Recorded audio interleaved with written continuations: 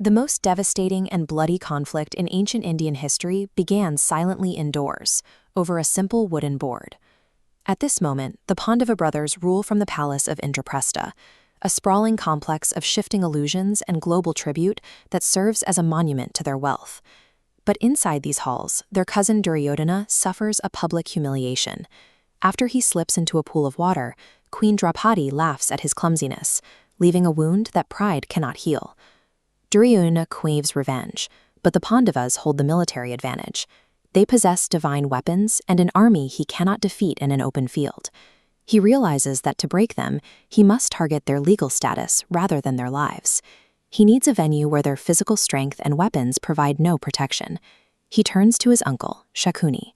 Shakuni provides a path to victory that requires no swords, an invitation to a game of dice.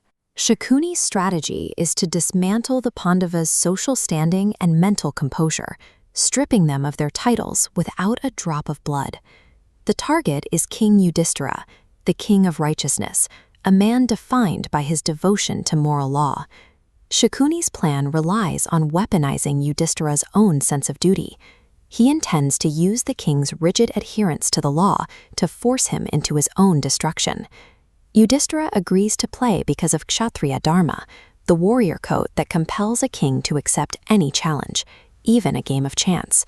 But the challenge also taps into a hidden vulnerability.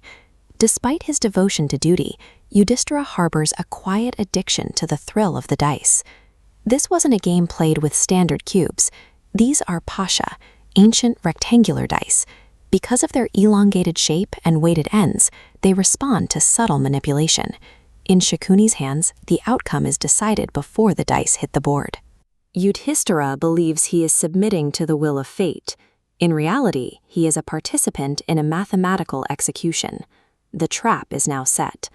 Honor keeps him at the table, while Shakuni's manipulation ensures he cannot win.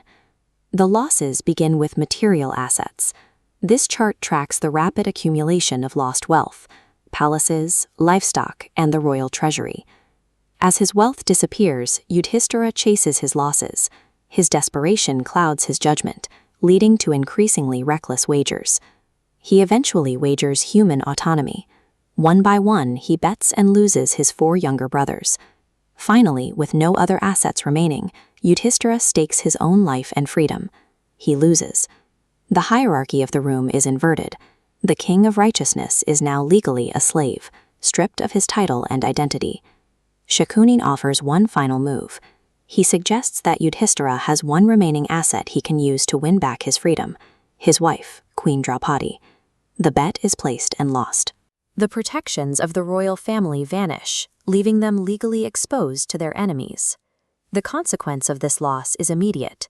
Dushasana is ordered to drag Draupadi into the assembly hall by her hair. The court's elders, Bhishma and Drona, watch in silence. They choose to respect the technical legality of the game, rather than the moral necessity of intervention.